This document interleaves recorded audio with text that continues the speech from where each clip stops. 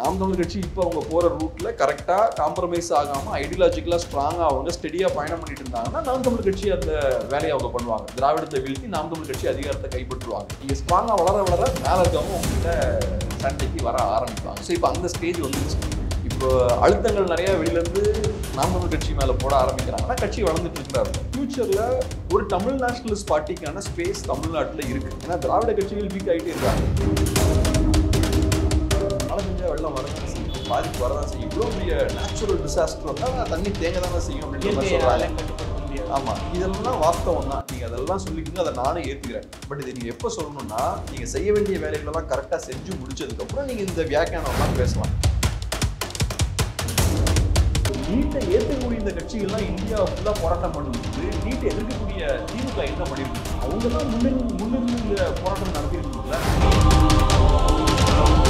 நாம் தமிழர் கட்சி அங்கீகரிக்கப்பட்ட ஒரு கட்சி. அவங்க 8% ஓட்ஸை வாங்கியிருக்காங்க. நாம் தமிழர் கட்சி ஒரு ஃப்ரிஞ்ச் பார்ட்டி கிடையாது. 8% ஓட்ஸ்னா 30 லட்சம் வாக்காளர்கள் வாக்களிச்சிருக்காங்க. ஸோ நீங்கள் நாம் தமிழர் கட்சியை ஒரு பிரிவினைவாத கட்சி நீங்கள் பிராண்ட் பண்ணுறீங்கன்னா அப்போ நீங்கள் அந்த மக்களை பிரிவினைவாதிகள் நீங்கள் பிராண்ட் பண்ணுறீங்க. பெருமழை வெள்ளம் ஏற்பட்ட பிறகு திமுக மேலே நிறைய விமர்சனங்கள் வந்ததுன்னு, இந்த திமுகவுடைய வாட்டர் மேனேஜ்மெண்ட்டாக இருக்கட்டும், இல்லை எப்படி கையாண்டாங்கன்ற விதமாக இருக்கட்டும், மக்கள் மத்தியில் ஒரு பெரிய எதிர்ப்புணர்வு ஏற்பட்டிருக்குது. இந்த எதிர்ப்புணர்வு 26 தேர்தலில் எதிரொலிக்கும் நீங்கள் நினைக்கிறீங்களா? கண்டிப்பாக எதிரொலிக்கும். இப்போ இதில் 2 முக்கியமான பிரச்சனைகள் இருக்கிறதா பார்க்குறேன். ஒன்று, இந்த சைக்ளோனால் நிறைய மாவட்டங்கள் பாதிக்கப்பட்டிருக்கு. பட் மோஸ்ட்லி நம்ம ஃபோக்கஸ் பண்ணுறது சென்னையை மட்டும் ஃபோக்கஸ் பண்ணுறோம். மீடியா எல்லாம் சென்னையில் இருக்காங்க, சென்னையை ஃபோக்கஸ் பண்ணுறோம். அதுக்கப்புறம் நம்ம டிஸ்ட்ரிக்ஸ்லாம் ஃபோக்கஸ் பண்ணுறதுக்கே ஒரு 2-3 டேஸ் ஆயிடுது. அதுக்கப்புறம் தான் நம்ம அங்கே போகிறோம். ஸோ பாதிப்புன்னு பார்த்தோம்னா ஆயிரக்கணக்கான கோடிக்கு நம்ம மக்கள் இழப்பை ஃபேஸ் பண்ணியிருக்காங்க. தமிழகம் ஃபேஸ் பண்ணியிருக்கு. நம்ம 2000 கோடி ரூபாய் நஷ்டஈடு சென்ட்ரல் கவர்மெண்ட்டை கேட்குறோம். நம்ம 2000 கோடி ரூபாய் கேட்டால் அவன் எவ்வளோ கொடுப்பான்னு அவங்களுக்கு தெரியும். ப்ராபப்ளி 200-300 அவங்க கொடுப்பாங்க. நம்ம கேட்குறத அவங்க கொடுக்க மாட்டாங்க. ஸோ ஒன்று என்னென்னா, இவ்வளோ பெரிய பாதிப்பு ஏற்பட்டிருக்குன்னா சென்ட்ரல் கவர்மெண்ட் கொடுக்கல அப்படின்னு சொல்லிட்டு நம்ம போகக்கூடாது, கடந்து போகக்கூடாது. இதுக்கான பொறுப்பை அவங்க ஏற்க மாட்டேங்கிறாங்க, நமக்கு சப்போர்ட் பண்ண மாட்டேங்கிறாங்கன்னு சொல்லக்கூடாது. இருக்க ஸ்டேட் கவர்மெண்ட்டோட வேலை என்னன்னா, இது நம்ம உரிமை, அவங்க ஃபைட் பண்ணி வாங்கணும். அந்த வேலையை ஸ்டேட் கவர்மெண்ட் பண்ணணும். அந்த வேலையை மீடியாவும் அந்த ப்ரெஷரை ஸ்டேட் கவர்மெண்ட் மேலே போடணும். இது ஒன்று. சில விமர்சகர்கள்லாம் குறிப்பிடுறாங்கன்னா, இப்போ கருணாநிதியோட சிலை மாவட்டமாக வைக்கணும்னு நினைக்கிறீங்க. அதுக்கெல்லாம் எங்கேருந்து பணம் வருது? அதுக்கெல்லாம் நீங்கள் அரசாங்கம் மத்திய அரசு கேட்கணும்னு நீங்கள் விரும்பலையே, பிளானா சிலை வைக்கிறதுக்கு கேட்கலையேன்னு சொல்லிட்டு விமர்சிக்கிறாங்க. அதெல்லாம் கூட இவங்க காம்ப்ரமைஸ் பண்ணியிருக்கலாம்ல? கரெக்ட் தான். இப்போ நமக்கு இவ்வளவு பிரச்சனைகள் சொசைட்டியில் இருக்கும்போது நம்ம எங்கே செலவழிக்கணுமோ பணத்தை அங்கே கரெக்டாக செலவழிக்கணும். ஏன்னா மக்களுக்கு ஏகப்பட்ட பிரச்சனைகள் இருக்குது. ஸோ அப்போ பணத்தை நம்ம கரெக்டாக எஃபிஷியண்ட்டாக செலவழிக்கணும். ரெண்டாவது, நமக்கு நம்ம ஸ்டேட் ரொம்ப செழிப்பான ஸ்டேட் தான், அதில் எந்த சந்தேகமும் இல்லை. ஏகப்பட்ட பணம் இருக்குது. ஸோ அப்போ பணம் பற்றாக்குறை ஏன் ஏற்படுதுன்னா இங்கே லஞ்சம் ஊழல்லாம் அதிகமாக இருக்குது. ஒரு ரோடு போடணுன்னா ஏகப்பட்ட ஊழல் நடக்குது.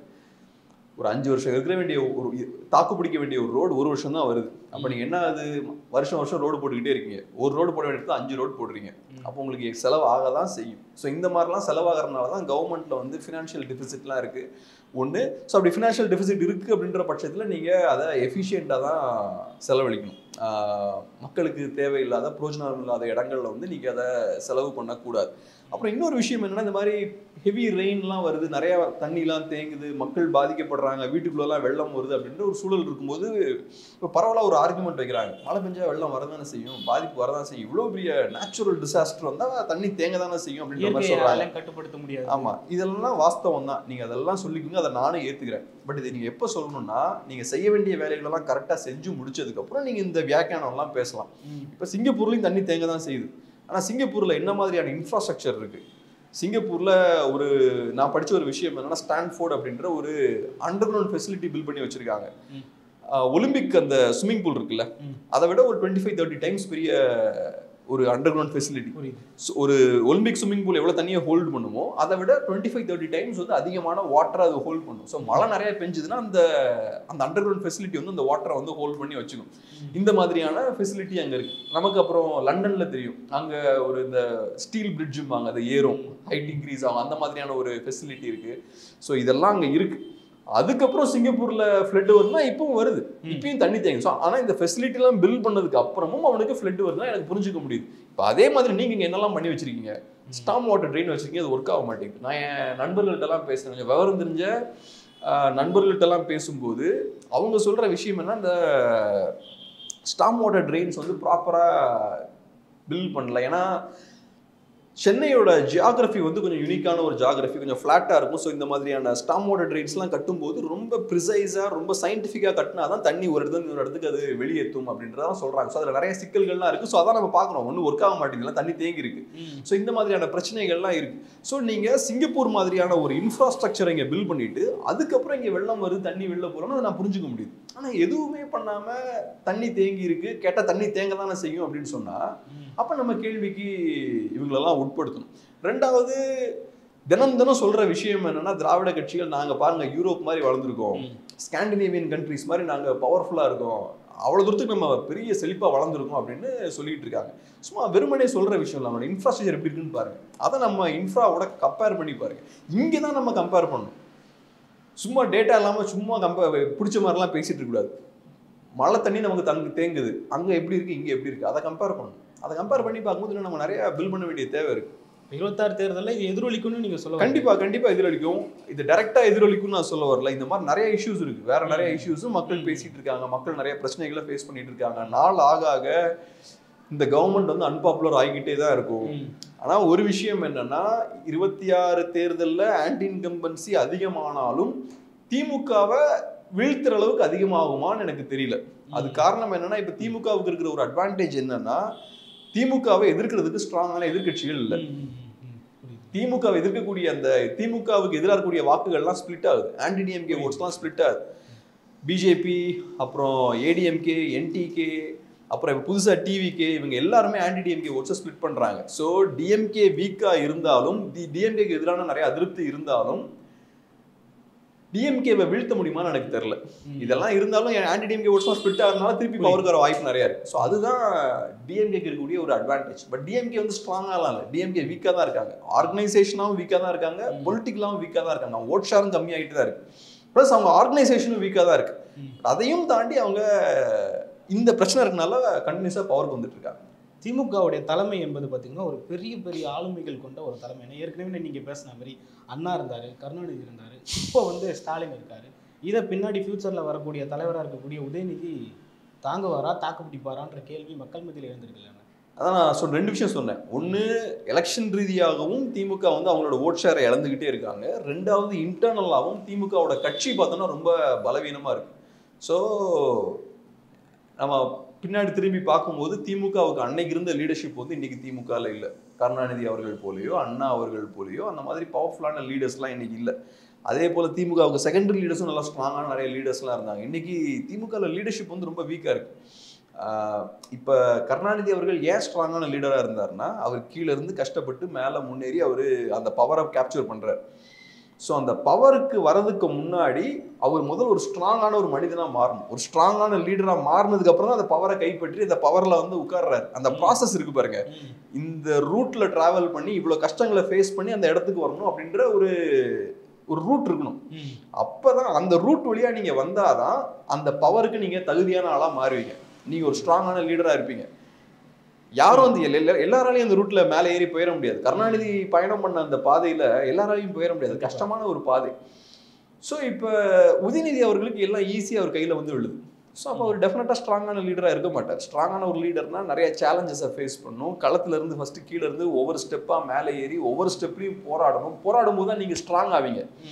இப்போ நம்மளும் அப்படி தானே, எடுத்த உடனே நமக்கு வந்து ஒரு பெரிய ஒரு டிவி சேனலில் ஒரு சிஇஓ போஸ்ட் கொடுத்தா நம்ம ஒழுங்கான லீடராக இருக்க மாட்டோம். ஸோ ஃபஸ்ட்டு நம்ம கீழே இருந்து கஷ்டப்பட்டு அடுத்த ஸ்டேஜுக்கு போகணும், அதுக்கப்புறம் இன்னும் கொஞ்சம் முன்னேறி போகணும், ஸ்லோவாக கஷ்டப்பட்டு முன்னேறணும். அப்போ தான் நம்ம ஒரு கேரக்டர் பில்ட் பண்ணணும், ஒரு ஸ்ட்ராங்கான லீடராக இருக்கும். சுற்றி இருக்கக்கூடிய மக்கள், சுற்றி இருக்கக்கூடிய ஆட்களோட தேவை என்னன்னு நமக்கு புரியும். கரெக்டான ஒரு ஆளை பார்த்தா இவன் வேலைக்கு கரெக்டாக இருப்பான், இவன் வேலைக்கு ஆக மாட்டான், அதெல்லாம் எப்போ புரிஞ்சுப்போம்? நம்ம கீழே டிராவல் பண்ணி ஆகும்போது நிறைய ஆட்களை சந்திப்போம், அதெல்லாம் அங்கிருந்து தான் புரிஞ்சுக்கிறது. எம்ஜிஆருக்கு, கருணாநிதி அவர்களுக்கும் அந்த டேலண்ட்லாம் உண்டு. ஸோ இன்னைக்கு திமுகவில் ஸ்ட்ராங்கான லீடர்ஷிப் இல்லை. உதயநிதி அவர்கள் தேர்ட் ஜென்ரேஷன் லீடர். ஆமாம். ஸோ தேர்ட் ஜென்ரேஷன் லீடர்னா உங்களுக்கு மக்களோட கனெக்டிவிட்டி எவ்வளோ இருக்கும்? நீங்கள் வந்து மேலேயே இருந்து பழகிட்டீங்க, மக்களோடலாம் பெருசாக உங்களுக்கு மிங்கிள்லாம் ஆக முடியாது. ஸோ மக்களுக்கும் உங்களுக்கும் இடையே பெரிய ஒரு கேப் இருக்குது. இது செகண்டரி லெவல் லீடர்ஸுக்கும் பொருந்தும். இன்னைக்கு திமுகவில் இருக்கக்கூடிய செகண்டரி லெவல் லீடர்ஸுமே அவங்களோட பசங்களெல்லாம் உள்ளே கொண்டு வந்துட்டாங்க. கண்டிப்பாக. ஸோ அவங்களுக்கும் இந்த லாஜிக் பொருந்தும், அவங்களும் ஸ்ட்ராங்கான லீடர்ஸாக இருக்க மாட்டாங்க. ஸோ இப்போ என்ன ஆகுதுன்னா வீக் லீடர்ஸ் மேலே இருக்காங்க. வீக் லீடர்ஸ் மேலே இருக்கும்போது அவங்களால மக்களை கூட்டுறது திரட்டுறதுலலாம் சிக்கல் இருக்குது. ஸோ என்ன பண்ணுறாங்க, எல்லாத்துக்கும் ஒரு 1000 ரூபா கொடுங்க, கொடுத்து எல்லாத்தையும் கூட்டு வந்து உட்கார வைங்க. ஏன்னா என் பேச்சை கேட்க யாரும் வரமாட்டாங்க, நான் ஒன்றும் அவ்வளோ பெரிய பேச்சாளர்லாம் கிடையாது. ஸோ அப்போ நான் ஆட்டில் வந்து காசு கொடுத்து உள்ளே கூப்பிட்டு வரணும். அதுக்கப்புறம் என்ன, அது மீடியாவை கண்ட்ரோல் பண்ணணும்.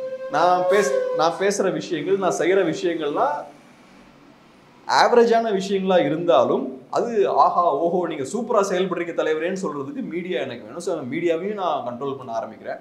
ப்ளஸ் எனக்கு வந்து நான் வந்து ரொம்ப ஸ்ட்ராங்கான ஒரு லீடராக இல்லாமல் இருக்கிறனால எனக்கு பொலிட்டிக்கல் ஸ்ட்ராட்டஜிஸ்லாம் போட தெரியாது, அரசியல் ரீதியாக காய்கள் எப்படி நகர்த்தணும்னு எனக்கு தெரியாது. அதை எனக்கு சொல்லி தரதுக்கு பிரசாந்த் கிஷோர் மாதிரி ஆட்கள் உள்ளே இருப்பாங்க, அவங்களுக்கு சில 100 கோடிகள் நான் கொடுப்பேன். ஸோ இப்படி பணத்தை வச்சு தான் நான் ரன் பண்ணிட்டு இருக்கேன். நான் என்னோட டேலண்ட்டை வச்சோ என்னோட ஸ்கில்ஸை யூஸ் பண்ணியோ விஷயங்களை பண்ணல. ஸோ இப்போ அவ பாருங்க, இவ்வளோ பெரிய பிரச்சனை இருக்குது. பணம் அப்படின்ற ஒரு விஷயத்த வச்சு தான் இன்னைக்கு திராவிட கட்சிகள் வந்து அவங்க ஆப்ரேட் ஆகிட்டு இருக்காங்க. அது இல்லைன்னா அவங்க கிட்ட ஸ்ட்ராங்கான லீடர்ஷிப் இல்லை, ஸ்ட்ராங்கான கேடர் பேஸும் இல்லை. ஸோ வீக்கான லீடர்ஸ் மேலே இருந்தாங்கன்னா ஸ்ட்ராங்கான கேடர்ஸ் கீழே இருக்க மாட்டாங்க. ஸோ கீழே கேடர் பேஸும் அதனால வீக்காக இருக்கு. ஸோ இதெல்லாம் பெரிய பிரச்சனைகள் தான் அவங்களுக்கு. இப்போ மேபி அவங்க எலெக்ஷன்லாம் ஜெயிச்சுட்டு இருக்கலாம், பட் லாங் ரன்ல பெரிய ஆபத்து தான் அவங்களுக்கு. ஃபியூச்சர் லீடர்ஸ் தமிழ்நாட்டுக்கு இருக்கக்கூடிய சீமானா இருக்கட்டும், இல்லை அண்ணாமலையாக இருக்கட்டும், உதயநிதியாக இருக்கட்டும், விஜயா இருக்கட்டும், இவங்களில் யாருக்கு வந்து லீடருக்கான கெப்பாசிட்டியும் கேப்பபிலிட்டியும் இருக்குன்னு நீங்கள் நினைக்கிறீங்க? இப்போ ஒவ்வொரு லீடர்ஸாக நம்ம எடுப்போம். இந்த 4 பேரில் இந்த ஒவ்வொரு லீடர்ஸுக்கும் ஒவ்வொரு ரோல் இருக்கு. இப்போ உதயநிதி அவர்களோட ரோல் டிஃப்ரெண்ட்டான ஒரு ரோல். அவரை பொறுத்தளவில் கருணாநிதி அவர்கள் கையிலேருந்து அதிகாரம் ஸ்டாலின் அவர்களுக்கு போகுது, ஸ்டாலின் அவர்கள் கையிலேருந்து அதிகாரம் வந்து உதயநிதி அவர்கள் கைக்கு வரப்போகுது. ஸோ இப்போ உதயநிதி அவர்கள் செய்ய வேண்டிய விஷயம் என்னன்னா, திமுக அப்படின்ற அந்த கட்சியை பலமாக வச்சுக்கணும், எலெக்ஷனில் ஜெயிக்கணும். இதுதான் உதயநிதி அவர்கள் செய்ய வேண்டிய வேலை. ஸோ ஏற்கனவே கட்சி ஸ்ட்ராங்காக ஒரு பவர்ஃபுல்லான ஒரு பொசிஷனில் தான் இருக்குது, ஏன்னா ஏற்கனவே அவங்க பவரில் தான் இருக்காங்க. இந்த அதிகாரத்தை தக்க வச்சுக்கணும், அதுதான் உதயநிதி அவர்களோட வேலை. இதை அவர்னால செய்ய முடியுமா அப்படின்னா நம்ம ஏற்கனவே நிறைய விஷயங்கள்லாம் பார்த்தோம். ஸோ திமுக எப்பவுமே ஒரு இன்ஸ்டிடியூஷன்ன்றது ஸ்தாபனம், திமுகன்றது ஒரு ஸ்தாபனம் நாட்கள் ஆக பலவீனப்பட்டுக்கிட்டே இருக்கும். ஸோ அது வந்து இப்போ திமுகவுக்கும் இந்த விஷயம் நடந்துட்டு இருக்கு. ஸோ உதயநிதியை பொறுத்தளவில் அதை முடிஞ்ச அளவுக்கு ஸ்ட்ராங்காக வச்சுக்கணும் அப்படின்றது தான் அவரோட வேலை. பட் எனக்கு தெரிஞ்சு திமுக எப்படியும் போக போக வீக் ஆகிக்கிட்டு தான் இருக்கும். மக்களோட இருக்கக்கூடிய கனெக்ஷன் வந்து திமுகவுக்கு கம்மியாகிக்கிட்டே தான் இருக்கும். ஏன்னா இப்போ வெறும் பணத்தை மட்டுமே நம்பி நீங்கள் ரொம்ப தூரம் போக முடியாது, அந்த ஒரு சிக்கல் இருக்குது. ஸோ இது வந்து உதயநிதி அவர்களோட லீடர்ஷிப்புக்கு இருக்கக்கூடிய சேலஞ்ச். பட் மீதி இருக்கக்கூடிய லீடர்ஸ்லாம் இருக்காங்கல்ல, விஜய் அவர்களாக இருக்கலாம், சீமான் அவர்களாக இருக்கலாம், அண்ணாமலை அவர்களாக இருக்கலாம், இவங்கெல்லாம் திராவிட கட்சிகளுக்கு மாற்றா நாங்க வரோம் அப்படின்ற விஷயத்த சொல்றாங்க. ஸோ இப்போ இவங்க 3 பேராலையும் ஒரு மாற்றா இருக்க முடியுமா அப்படின்ற ஒரு கேள்வி இருக்கு. விஜய் அவர்களை பொறுத்தளவுல நான் எப்படி பாக்குறேன்னா, விஜய் அவர்களுக்கு சித்தாந்தம் இல்லை. தமிழ் தேசியமும் திராவிடமும் அப்படின்றது சித்தாந்தம் கிடையாது. தமிழ் தேசியம் வேற, திராவிடம் வேற. ஸோ நீங்க அது ரெண்டையும் சேர்த்து போட்டீங்கனாலே உங்களுக்கு சித்தாந்தம் இல்லை. உங்க கையில சித்தாந்தம் இல்லைன்னா எங்க போறோம் அப்படின்ற டைரக்ஷன் உங்களுக்கு இல்லை, எங்க போறோன்றது தெரியல. ஸோ நீங்க எங்கேயும் போய் சேர மாட்டீங்க. எங்க போறோன்றது தெரிஞ்சாதான் நீங்க கர்நாடகத்துக்கு போய் சேருவீங்க. ஸோ விஜய் அவர்கள் அந்த வகையில ஃபர்ஸ்ட் எலெக்ஷன்ல கொஞ்சம் ஸ்கோர் பண்ணுவாரு, கொஞ்சம் ஓட்ஸ்லாம் வாங்குவாரு. அதுக்கப்புறம் அவரால் ஹோல்ட் பண்ண முடியாது, பெரிய தூரம் போக மாட்டார். அடுத்து அண்ணாமலை அவர்களை பொறுத்தளவில் அண்ணாமலைக்கு இருக்கக்கூடிய பிகெஸ்ட் சேலஞ்ச் என்னன்னா, அவரு ஒரு நேஷனல் பார்ட்டியோட ஒரு ரெப்ரசன்டேட்டிவா அவர் இங்க இருக்காரு. ஸோ பிஜேபியோட ரெப்ரசன்டேட்டிவா இருந்து தமிழ்நாட்டில் பிஜேபி ஆட்சியை கைப்பற்றணும். அது ரொம்ப கஷ்டமான ஒரு விஷயம். ஏன்னா 60ஸ்க்கு அப்புறம் என்ன ஆகுதுன்னா, தமிழ்நாடு வந்து நேஷனல் பார்ட்டியை மீறி அவங்க அரசியல் பண்ண ஆரம்பிச்சிட்டாங்க. ஸோ இங்கே ரீஜனல் பார்ட்டிஸ்லாம் பவர்ஃபுல்லாக வர ஆரம்பிச்சிருச்சு. திரும்பவும் இனிமேல் பழையபடி ஒரு நேஷனல் பார்ட்டி கைக்கு தமிழ்நாடு போகுமானா அதுக்கான வாய்ப்புகள் ரொம்ப கம்மி. அதுக்கான உதாரணம் என்னன்னா, இப்போ பஞ்சாப் எடுத்துக்கலாம், காஷ்மீர் எடுத்துக்கலாம், அதே மாதிரி நார்த் ஈஸ்ட்ல இருக்கக்கூடிய சில பகுதிகள்லாம் எடுத்துக்கலாம். இந்த ஏரியாஸ்குள்ளெல்லாம் பிஜேபியால் பெனிட்ரேட்டே பண்ண முடியல. ஒரு கட்சியால் எல்லா இடத்துலையும் பெர்ஃபார்ம் பண்ண முடியாது. அந்த கட்சி பார்த்தோன்னா பிஜேபினா அந்த கட்சி மோஸ்ட்லி நார்த் இந்தியாவில் இருக்கக்கூடிய இந்துக்களுக்கான ஒரு கட்சியாக தான் அது டெவலப் ஆகி உருவாகி வந்திருக்கு. ஸோ அப்படிப்பட்ட ஒரு கட்சினால எல்லா ஸ்டேட்ஸுக்குள்ளேயுமே பெனிட்ரேட் பண்ண முடியாது. இப்போ பஞ்சாப் எடுத்துக்கிட்டோம்னா, பஞ்சாப்ல பிஜேபிக்கும் அகாலிதளுக்கும் ஒரு நீண்ட நெடிய கூட்டணி இருந்தது. ரொம்ப நீளமான ரொம்ப ஸ்ட்ராங்கான ஒரு கூட்டணியாக இருந்தது. பட் ஒரு பாயிண்ட்ல ஃபார்ம் லாஸ்ன்னு வருது. ஃபார்ம் லாஸ்ன்னு வந்ததுக்கப்புறம் பஞ்சாப்ல இருக்கக்கூடிய என்டையர் பாப்புலேஷன் பிஜேபிக்கு எதிராக திரும்ப ஆரம்பிக்கிறாங்க. அகாலிதளுக்கு வேறு வழியே கிடையாது. அந்த கூட்டணியில் கண்டினியூவான அகாலிதள் காலி. ஸோ அகாலிதள் வந்து ஒரு வழியே இல்லாமல் வெளில வராங்க. அதே மாதிரி காஷ்மீர்லையும் பிஜேபி ஸ்டார்டிங்கில் 2014 அவங்க பவருக்கு வந்ததுக்கப்புறம் காஷ்மீரில் உள்ள நம்ம ஸ்ட்ராங்காக உள்ள வந்து நம்ம கைக்குள்ள காஷ்மீரை கொண்டு வரணும்னு நிறைய முயற்சி பண்ணாங்க. பிடிபியோடலாம் அலைன்ஸ் ஃபார்ம் பண்ணாங்க. பட் அதுக்கப்புறம் பார்த்தோம்னா காஷ்மீரில் நிறைய டெவலப்மெண்ட்ஸ்லாம் ஏற்படுது. அந்த டெவலப்மெண்ட்ஸ்லாம் வரும்போது மக்கள் பிடிபி மேல நிறைய ப்ரெஷர் போட ஆரம்பிக்கிறாங்க. பிடிபி அப்புறம் பிஜேபி மேல ப்ரெஷர் போட ஆரம்பிக்கிறான். ஸோ பிஜேபி பிடிபி அலைன்ஸ் பார்த்தோம்னா பட்டுன்னு பிரேக் ஆகுது. ஸோ இது ஏன் நடக்குதுன்னா, பஞ்சாபுக்கு தனியான பிரத்யேக அரசியல் நலன் இருக்கு. அங்க இருக்கக்கூடிய மக்களுக்குன்னு யூனிக்கான கேரக்டர் இருக்கு, அவங்களுக்கு யூனிக்கான தேவைகள் இருக்கு. காஷ்மீர்ல இருக்க மக்களுக்கும் அதே மாதிரி யூனிக்கான தேவைகள்லாம் இருக்கு. அதை பிஜேபியால பூர்த்தி பண்ண முடியாது. பிஜேபிக்காரன் யூபி மக்களுக்கு தேவையான அரசியலை கையில் எடுக்கும்போது அது பேக் ஃபயர் ஆகுது. பஞ்சாப்ல பேக் ஃபயர் ஆகுது. யூபி மக்கள் ஏத்துக்கிறாங்க ஃபார்முலாஸை, பஞ்சாப்ல ஏத்துக்க மாட்டேங்கிறாங்க. ஸோ இவங்க எல்லாத்துக்கும் சேர்ந்த மாதிரியான பாலிசியை பிஜேபினால கையில் எடுக்க முடியாது. ஏன்னா எல்லை மாநிலங்கள்ல இருக்கக்கூடிய இந்திய மாநிலங்களுக்குலாம் வந்து பிஜேபியால ஸ்கோர் பண்ண முடியாதுன்னு சொல்ல வரீங்க. எக்ஸாக்டா நம்ம பார்த்தோம்னா இந்தியாவோட 4 corners, Kashmir, Punjab, north east, அப்புறம் தமிழ்நாடு, இந்தியாவோட 4 கார்னர்ஸ் பார்த்தோம்னா பிஜேபி பெனிட்ரேட் ஆகுறது ரொம்ப கஷ்டப்படுறாங்க. ஏன்னா இங்கெல்லாம் யூனிக்கான மக்கள் வாழக்கூடிய பகுதியா இருக்கு. இவங்களுக்கு யூனிக்கான கல்ச்சர், ட்ரெடிஷன், ஹிஸ்டரி எல்லாமே இருக்கு. இந்த பகுதிக்குள்ள அவங்களுக்கு வர முடியல. அது காரணம் நான் ஏற்கனவே சொன்ன மாதிரி அவங்களுக்கு பிரத்யேக அரசியல் தேவைகள், பொருளாதார தேவைகள் அதெல்லாம் இருக்கு. நீங்க யூபி காரனை டார்கெட் பண்ணி பாலிடிக்ஸ் பண்ணீங்கன்னா அது தமிழ்நாட்டுல பஞ்சாப்லாம் பேக் ஃபயர் ஆயிரும். நீங்க தமிழ்நாட்டுக்காரனை ஃபோக்கஸ் பண்ணி பாலிடிக்ஸ் பண்ணீங்கன்னா அது யூபியில பேக் ஃபயர் ஆகும். ஸோ பிஜேபி காரன் யாரை ஃபோக்கஸ் பண்ணி பாலிடிக்ஸ் பண்ணுவான்? நார்த் இந்தியன் பீப்புளை ஃபோக்கஸ் பண்ணி தான் பண்ணுவான். ஸோ நேச்சுரலாகவே அவனுக்கு தமிழ்நாட்டில் உள்ள வர முடியாது. அண்ணாமலை என்னதான் டேலண்டான ஆளாக இருந்தாலும் அவர்னால இந்த பிரச்சனைகள்லாம் பிஜேபியில் இருக்கிறனால தமிழ்நாட்டுக்குள்ள பெருசா வர முடியாது. அடுத்தது கடைசியா சீமான் அவர்களை பொறுத்தளவுல அவங்களோட என்டிகேயோட ஸ்ட்ரென்த்தே என்னன்னா ஐடியாலஜி. தமிழ் தேசிய ஐடியாலஜி கையில் எடுக்கிறாங்க. அவங்க 2010ல இருந்தே ஸ்ட்ராங்கா ஒர்க் பண்ணிட்டு இருக்காங்க. இப்போ வரைக்கும் காம்ப்ரமைஸ் ஆகல. எந்த ஒரு கட்சியோடய அவங்க கூட்டணி வைக்கல, திராவிட கட்சியோட கூட்டணி வைக்கல. ஸ்ட்ராங்கா அவங்களோட பாதையில அவங்க போய்கிட்டு இருக்காங்க. ஸோ அந்த வகையில நான் எப்படி பார்க்குறேன்னா, ஃபியூச்சர்ல ஒரு தமிழ் நேஷனலிஸ்ட் பார்ட்டிக்கான ஸ்பேஸ் தமிழ்நாட்டில் இருக்கு. ஏன்னா திராவிட கட்சிகள் வீக் ஆகிட்டே இருக்காங்க, அது நம்ம கண்கூடா தெரியுது. திராவிடம் அல்லாத மற்ற கட்சிகள் பார்த்தோம்னா ஸ்லோவா அவங்களோட மார்க்கெட் ஷேரை விரிவுபடுத்திக்கிட்டே போறாங்க. ஏதோ ஒரு பாயிண்ட்ல அவங்க திராவிட கட்சிகளை வீழ்த்தி தான் ஆகணும். ரிப்ளேஸ் பண்றது யாரா இருக்க முடியும் அப்படின்னு பார்த்தோம்னா, நான் சொன்னது போல விஜயாலையும் பிஜேபியாலையும் அது முடியாது. ஸோ பாக்கி இருக்கிறது என்டிகே மட்டும்தான் இருக்காங்க. ஸோ என்டிகே இப்போ அதிகாரத்தை கைப்பற்றிடுவாங்களா அப்படின்னு நீங்கள் என்கிட்ட கேட்டிங்கன்னா அதை நம்ம சொல்ல முடியாது. அந்த மாதிரியான ஜோஷியெல்லாம் நம்ம சொல்ல முடியாது. பட் ஒரு விஷயம் நம்ம கிளியராக சொல்லலாம், தமிழ் தேசியம் டெஃபினட்டாக திராவிடத்தை வீழ்த்தும்.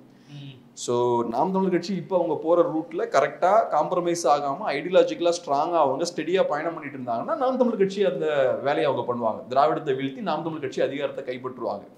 இல்லை காம்ப்ரமைஸ் ஆகுறாங்கன்னா வேற ஏதோ ஒரு தமிழ் தேசிய கட்சி அந்த வேலையை பார்க்கும். அதுதான் நான் கேட்க வர்றது தான், கட்சியாக இல்லாமல் நீங்கள் சொல்கிறது ஐடியாலஜிக்கல் படி தேசியத்தை வீழ்த்த திராவிடம் வந்தது போல் இப்போ திராவிடத்தை வீழ்த்த தமிழ் தேசியத்தால் முடியும்னு நீங்கள் நினைக்கிறீங்களா? கரெக்ட். அது தமிழ் தேசியத்தால முடியுன்றதை விட தமிழ் மக்களால முடியுன்றதான் வேலை. தேசியத்தை வீழ்த்த திராவிடம் ஏன் உள்ள வந்தது? ஸோ தமிழருக்கு தனி நலன் இருக்கு, அந்த நலன் நம்ம பாதுகாக்கணும். அந்த நலனை தமிழர் நலனை தேசிய கட்சிகள் பாதுகாக்க மாட்டேங்கிறாங்க. ஸோ திராவிட கட்சிகள் இங்க ஸ்ட்ராங் ஆகுறாங்க. ஸோ திராவிட கட்சிகளுக்கு இங்க ஒரு வேலை இருக்கு, அந்த வேலையை நீங்க கரெக்டா பண்ணணும். அப்பதான் மக்கள் உங்களை சப்போர்ட் பண்ணுவாங்க. பட் இப்ப திமுக அந்த வேலையை பண்ண மாட்டேங்கிறாங்க. நீங்க பாத்தீங்கன்னா இந்த லாஸ்ட் ஒரு 3.5 years பார்த்தோம்னா திமுக பிஜேபிக்கு எதிராக எதுவும் பண்ணலையே. பவருக்கு வரதுக்கு முன்னாடி நாங்க பிஜேபி அப்படி எதிர்ப்போம் இப்படி எதிர்ப்போம்னாங்க. பவருக்கு வந்ததுக்கு அப்புறம் எதுவும் எதிர்க்கல. இப்ப நீட்டுக்கு எதிராக என்ன பண்ணிட்டாங்க? பெருசா டிஎம்கே பெருசா எதுவும் பண்ணல. எழுத்தெல்லாம் வாங்கினாங்க. நான் சொல்றேனே 3.5 வருஷம் ஆச்சு. நீங்க சொன்ன விஷயம் என்னன்னா, டே 1ல நாங்க அதை விளக்கு வாங்கிடுவோம் நீங்க சொன்னீங்க. ஸோ முதல்ல நீங்க விளக்கம் கொடுக்கணும். என்ன ஆச்சு, ஏன் உங்களால செய்ய முடியலன்ற ஒரு விளக்கத்தை நீங்க கொடுக்கணும். ஏன்னா நீங்க மக்களுக்கு ப்ராமிஸ் பண்ணிருக்கீங்க, முதல் கையெழுத்து அதான் சொல்லியிருக்கீங்க. பட் அது நடக்கல. ஸோ ஏன் நடக்கலன்னு சொல்லணும். ஒண்ணு. ரெண்டாவது, இப்போ நீட் ஸ்கேம் நடந்ததுல ஆல் இண்டியா லெவல்ல பார்த்தோம்னா நீட்டை ஏத்துக்கக்கூடிய மாநிலங்கள் கூட நீட்டுக்கு எதிராக போராடுறாங்க. ராஜஸ்தான்ல அசோக் கெஹ்லோட் தலைமையில பெரிய போராட்டங்கள் நடக்குது. இந்தியா ஃபுல்லா காங்கிரஸ் பார்ட்டி பெரிய பெரிய போராட்டங்கள் நடத்துறாங்க. ராஜஸ்தான்லாம் பவர்ஃபுல்லான பெரிய போராட்டங்கள் நடக்குது. ஆம் ஆத்மி கட்சி போராட்டம் நடத்துறாங்க. இவங்கெல்லாம் நீட்டை ஏத்துக்கக்கூடிய கட்சிகள் இவங்கெல்லாம். ஸோ நீட்டை ஏத்துக்கக்கூடிய இந்த கட்சிகள்லாம் இந்தியா ஃபுல்லா போராட்டம் பண்ணும்போது நீட்டை எதிர்க்கக்கூடிய திமுக என்ன பண்ணிருக்கணும்? அவங்க தான் முன்னிருந்து இந்த போராட்டத்தை நடத்திருக்கணும்ல. அந்த கட்சிகளை லீட் பண்ணிருக்கணும். மாணவர்கள் போராடுறாங்க. அந்த மாணவர்கள் அடக்குமுறைக்கு ஒடுக்குமுறைக்கு உள்ளாக்கப்பட்டார்கள் தமிழ்நாட்டில். அது ரைட்டு, அது பண்ணிருக்கூடாது. நீங்க என்ன பண்ணிருக்கணும்? திமுக கிரவுண்ட்ல இறங்கி போராடி இருக்கணும். நீங்க நீட்டை எதிர்க்கக்கூடிய ஆளு, நீட்டே வேண்டான்னு சொல்லக்கூடிய ஆளு. காங்கிரஸ்காரன் எனக்கு நீட் வேணும், பட் நீட் ஸ்கேம் தான் எனக்கு பிரச்சனை, நீட்ல முறைகேடு கூடாதுன்னு தான் அவனுக்கு பிரச்சனை.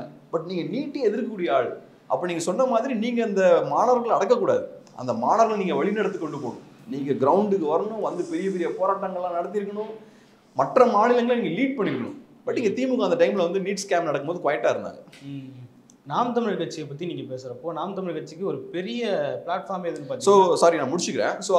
ஸோ இந்த மாதிரி இங்க இருக்கக்கூடிய திராவிட கட்சிகள் தேசிய கட்சிகளுக்கு எதிராக அவங்க செய்ய வேண்டிய விஷயங்கள்லாம் செய்யல. தமிழர் நலனை அவங்க பாதுகாக்க மாட்டேங்கிறாங்க. இப்போ நீங்க ஜிஎஸ்டியில் எங்களுக்கு பணம் வரலான்றீங்க, அப்போ அதை சண்டை போட்டு வாங்க வேண்டியது உங்க கடமை. அப்புறம் டெவல்யூஷன்ல ப்ராப்ளம் இருக்கு நீங்க தான் சொல்றீங்க. நம்ம வந்து ₹1 செலவு பண்ணா நமக்கு ₹2,500 ₹3 தான் வருது அப்படின்னு தங்கம் தென்னரசு அவர்கள் சொன்னாங்க. அதுக்கு எதிராக நீங்க என்ன பண்ணிருக்கீங்க இந்த 3 வருஷத்துல? இது நான் எதுவுமே சொல்ல, தங்கம் தென்னரசு சொன்ன விஷயம். ஸோ பட் அதுக்கு எதிராக நீங்க என்ன பண்ணிருக்கீங்கன்னா பெருசா எதுவும் பண்ணல. ஸோ நீங்க முக்கியமான இந்த விஷயங்கள் எல்லாம் எதுவும் பண்ணாம அமைதியா உட்கார்ந்துருக்கீங்கன்னா தமிழர் நலன் எல்லா இடத்துலையும் காம்ப்ரமைஸ் ஆகிட்டே இருக்கு. தமிழ் மக்களும் தமிழ்நாடும் ஒவ்வொரு பிரச்சனையிலும் இழந்துகிட்டே இருக்காங்க. தமிழ் மக்கள் கையில இருந்து பணம் வந்து போய்கிட்டு இருக்கு, வேஸ்ட் ஆகிட்டு இருக்கு, உரிமைகள் போய்கிட்டு இருக்கு. அப்போ உங்க வேலையை நீங்க சரியா செய்யணும்னா தமிழ் மக்கள் என்ன பண்ணுவாங்க? இந்த வேலையை செய்யறதுக்கு ஏற்ற இன்னொரு கட்சியை நோக்கி அவங்க போக ஆரம்பிப்பாங்க. ஸோ அதனாலதான் இன்னைக்கு தமிழ் தேசியம் ஸ்ட்ராங் ஆகுது. திமுகவும் அதிமுகவும் அவங்க கடமையை சரியா செய்யாதனாலதான் தமிழ் தேசிய கட்சி பார்த்தோம்னா இன்னைக்கு ஸ்ட்ராங் ஆகுது. 1%ல இருந்து 8% ஆயிடுச்சு. ஸோ இதுதான் விஷயம். அப்படி நீங்க பாத்தீங்கன்னா தமிழ் தேசியம் இந்த நாட்டுல தேவைப்படுதுன்னு நீங்க நினைக்கிறீங்க, மக்களும் அப்படி நினைக்கிறாங்கன்னு நம்ம பேச வரோம். அப்படி இருக்கிறப்போ நாம் தமிழர் கட்சிக்கு ஒரு பெரிய பிளாட்ஃபார்மாக இருந்தது பார்த்தீங்கன்னா சேட்டலைட் ஊடகங்கள் அவங்கள காட்டலை. அப்போது அவங்க வந்து சோஷியல் மீடியா அப்படின்னு சொல்லிட்டு போகிறாங்க. அந்த சோஷியல் மீடியா அவங்களுக்கு ஒரு பெரிய ஹைப்பை கொடுத்தது. ஆனால் அதே சோஷியல் மீடியா இன்றைக்கி வந்து அவங்களுக்கு ஒரு பெரிய பேக் ஃபயர் ஆகுது. சீமான் அவர்கள் அதிகமாக விமர்சிக்கப்படுறாரு இந்த சோஷியல் மீடியாவால் தான் நம்ம பார்க்கலாமா? சோஷியல் மீடியா வந்து எனக்கு தெரிஞ்ச நாம் தமிழர் கட்சிக்கு பெரிய ஒரு அட்வான்டேஜ். இப்போ திமுகவை பார்த்தோம்னா பிரிண்ட் மீடியாவை எஃபெக்டிவாக அவங்க யூஸ் பண்ணாங்க. திமுகன்றதை விட திராவிட அமைப்புகள் பார்த்தோம்னா அவங்க 30ஸ்லேருந்து அவங்க பிரிண்ட் மீடியாவை நல்லா எஃபெக்டிவாக 30s 40s எல்லாம் யூஸ் பண்ணாங்க. அதை நல்ல எழுத்தாளர்கள்லாம் இருந்தாங்க, நல்ல பேச்சாளர்கள்லாம் சேர்ந்து தான் பவரை பிடிக்கிறாங்க. இப்போ இந்த லாஸ்ட் இந்த 8 இயர்ஸ் 2016 நாம் தமிழர் கட்சி நல்லா க்ரோ ஆகுறாங்க. இந்த பீரியட்ல தான் சோஷியல் மீடியாவும் ஸ்ட்ராங்காக க்ரோ ஆகுது. ஸோ ஏதோ ஒரு வகையில் பார்த்தோம்னா சோஷியல் மீடியாவும் டெஃபினட்டாக நாம் தமிழர் கட்சியோட க்ரோத்துக்கு வந்து ஹெல்ப் பண்ணியிருக்கு. சோஷியல் மீடியா பிளாட்ஃபார்மில் எனக்கு தெரிஞ்சு நாம் தமிழர் கட்சிக்காரங்க அவங்களோட நரேட்டிவ் அவங்க கண்டிப்பாக கொண்டு போயிடுவாங்க. மற்ற கட்சிகள் நிறைய பணத்தெல்லாம் செலவு பண்ணி நாம் தமிழர் கட்சிக்கு எதிரான கேம்பெயின்ஸ்லாம் ரன் பண்ணாலும் அதை நாம் தமிழர் கட்சி முறியடிச்சிருவாங்க. ஏன்னா சோஷியல் மீடியாவில் பெரிய கண்ட்ரோல்லாம் கிடையாது, ஈக்குவல் பிளாட்ஃபார்ம் அது. அங்கிருந்து ஒருத்தர் வராருன்னா நீங்களும் இங்கிருந்து அதுக்கு பதிலடி தான் கொடுக்கலாம். ஸோ அந்த களத்தில் வந்து அந்த களம் வந்து சோஷியல் மீடியா களம் வந்து நாம் தமிழர் கட்சிக்கு அட்வான்டேஜஸாக தான் இருக்கும் அப்படின்றதான் என்னோட பார்வை. மெயின் ஸ்ட்ரீம் மீடியா தான் பிரச்சனை. மெயின் ஸ்ட்ரீம் மீடியாவில் பார்த்தோம்னா நம்ம சொன்ன மாதிரி ஏற்கனவே பார்த்தது போல தேவையில்லாத இஷ்யூஸ் அவங்க டிஸ்கஸ் பண்ணிட்டு இருக்காங்க. அந்த இடத்துல நாம் தமிழர் கட்சிக்கு பெரிய ஹோல் இருக்காது. மெயின் ஸ்ட்ரீம் மீடியாவுக்கு இன்னும் பெரிய ரோல் இருக்கு. அவங்க பலவீனப்பட்டாங்க, பட் இன்னைக்கும் அவங்களுக்கு பெரிய ரோல் இருக்கு.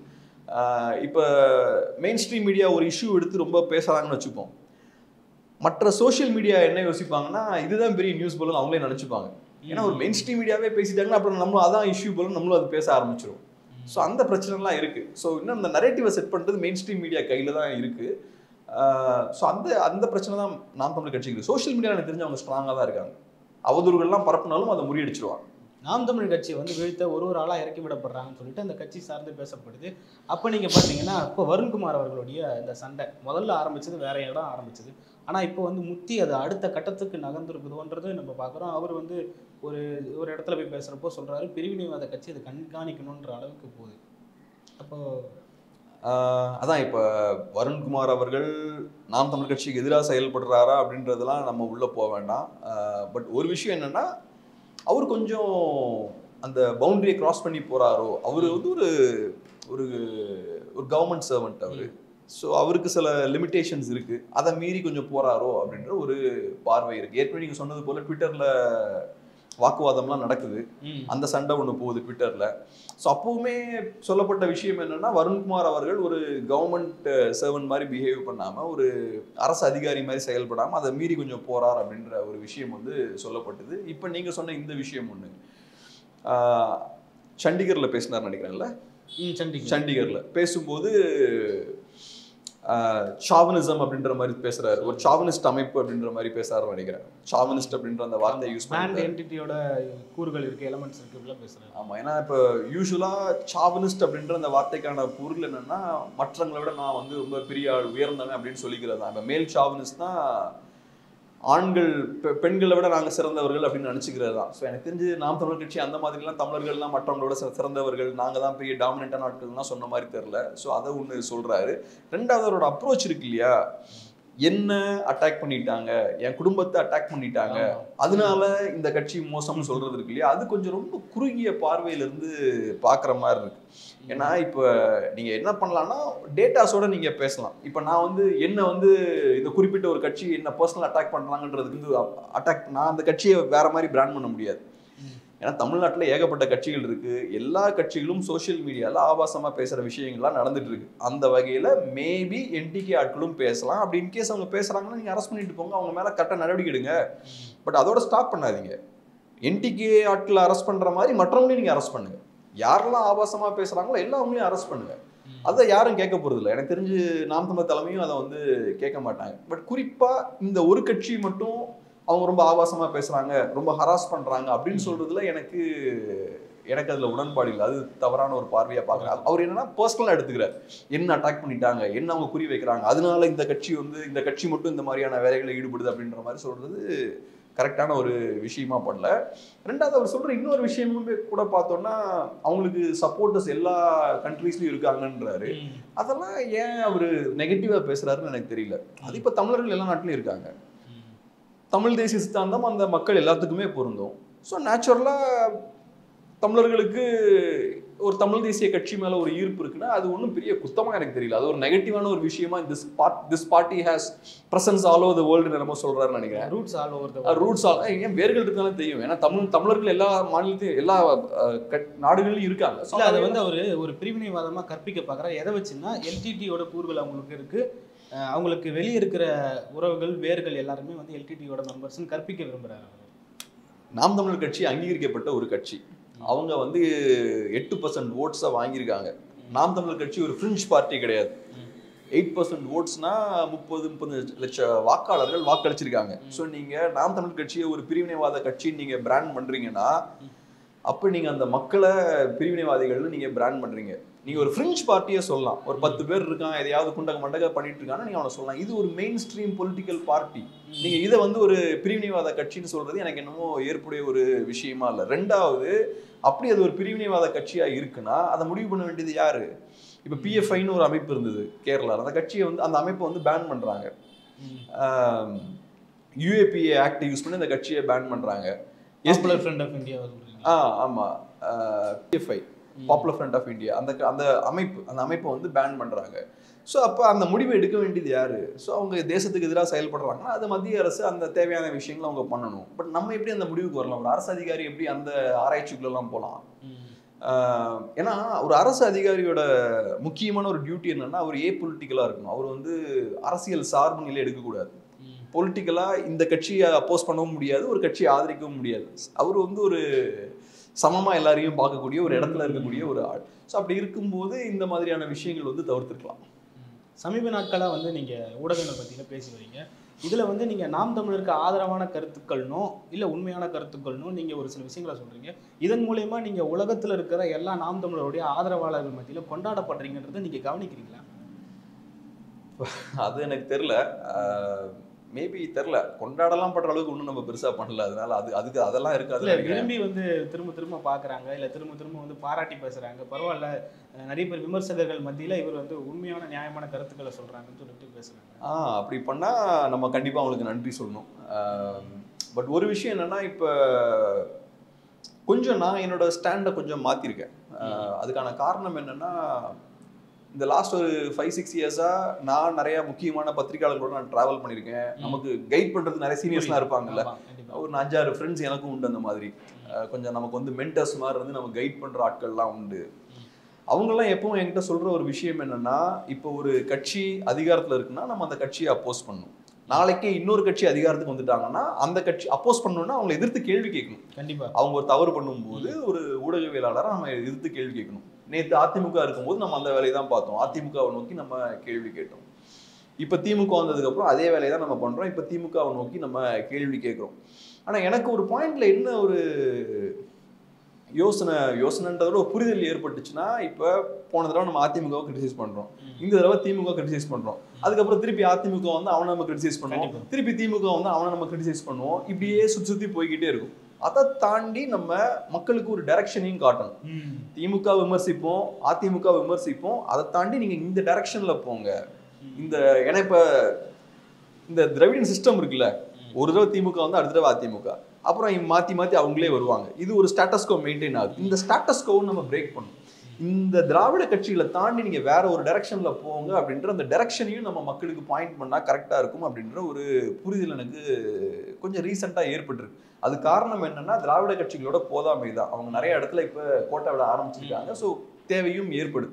ஸோ அந்த வகையில் நம்ம வெறுமனே பவரில் இருக்கக்கூடிய கட்சிகளை விமர்சிக்கிறது அப்படின்றத தாண்டி ஒரு லாங் டேர்மாக இந்த டைரக்ஷனில் நம்ம மக்களை கை காட்டி விட்டால் கரெக்டாக இருக்கும், இந்த டைரக்ஷனில் ட்ராவல் பண்ணுங்க அப்படின்னு சொன்னால் இந்த கட்சிக்கு வாக்களிங்கன்னு நம்ம சொல்ல போகிறது இல்லை. ஒரு ஐடியாலஜிக்கலாக வேற ஒரு டைரக்ஷனில் நம்ம கொண்டு போனால் கரெக்டாக இருக்கும்ன்ற ஒரு யோசனை எனக்கு வந்தது.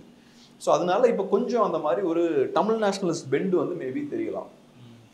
என்டிகே இன் ப்ரெஷர்னு சொல்லிட்டு சிலர் விமர்சிக்கிறாங்க. அதாவது நாம் தமிழ் கட்சி வந்து அழுத்தத்தில் இருக்குது. ஏன்னு பார்த்தீங்கன்னா கட்சி ஆரம்பிக்கிறதுக்கு முன்னாடியிலேருந்து ஆரம்பித்ததுக்கு அப்புறத்துலேருந்து இப்போது அந்த வாக்குகளை நிரூபித்து அவங்க அங்கீகாரம் பெற்றதுக்கு அப்புறமா நிறைய அழுத்தத்தை சந்திக்கிறாங்க. அதில் நீங்கள் பார்த்தீங்கன்னா அவதூறுகள் பரப்புறதா இருக்கட்டும், அல்லது சின்னங்கள் பறிக்கப்படுறதா இருக்கட்டும், இந்த மாதிரியான விஷயங்கள் இப்போது விமர்சனங்கள் ஏற்படுறதா இருக்கட்டும், இதெல்லாம் நாம் தமிழ் கட்சி எப்படி எதிர்கொள்வாங்கன்னு நீங்கள் நினைக்கிறீங்க? எப்பவும் எப்படின்னா ரெண்டு வகையான அழுத்தங்கள்.